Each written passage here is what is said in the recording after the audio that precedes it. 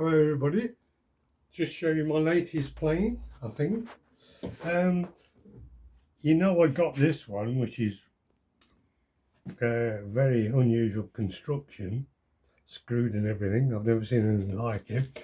Well, I thought I'd make a simple copy, but dovetailed.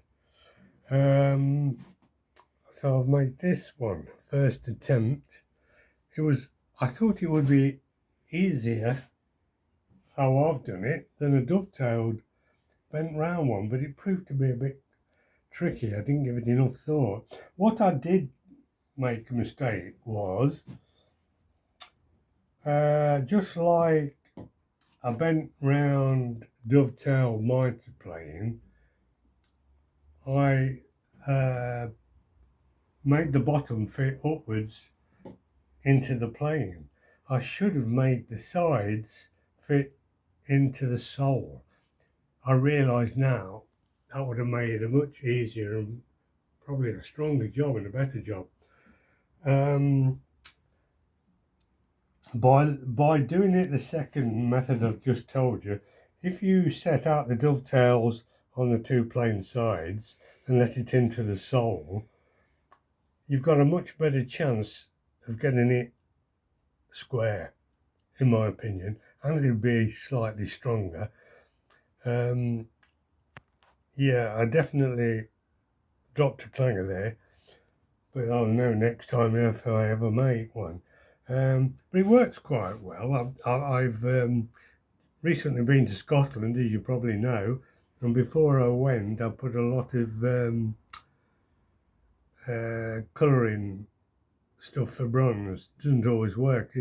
I used potassium. What is it? I can't remember what it's called. But anyway, it was a powder form, and I left it on, and it's really discoloured it. It'll eventually become uniform colour, I hope.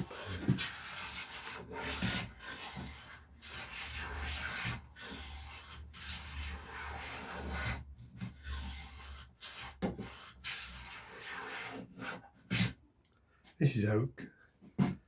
Yeah, so it does work. And that's about all I've got. The other one, of course, the real one, it's got this channel section, front and back, round one shaped. But of course, I've just used the timber.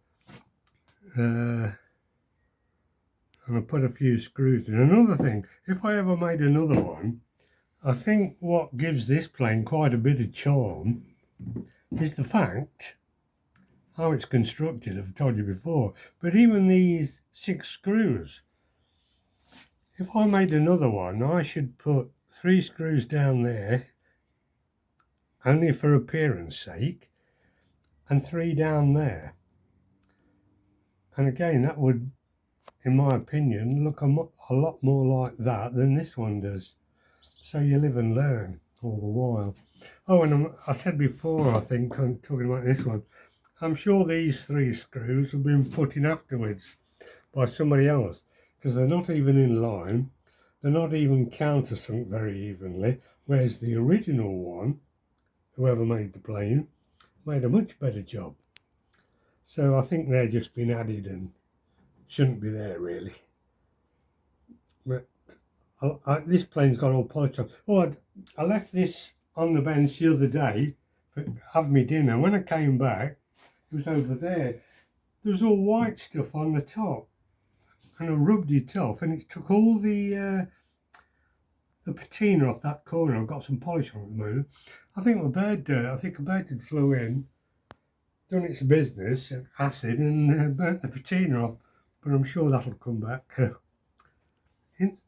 And while I think about it, I once made 2 left and right-handed mitre planes. I've talked about this in the past, and they were beautiful rosewood infield, but it was black. The rosewood was very, very black.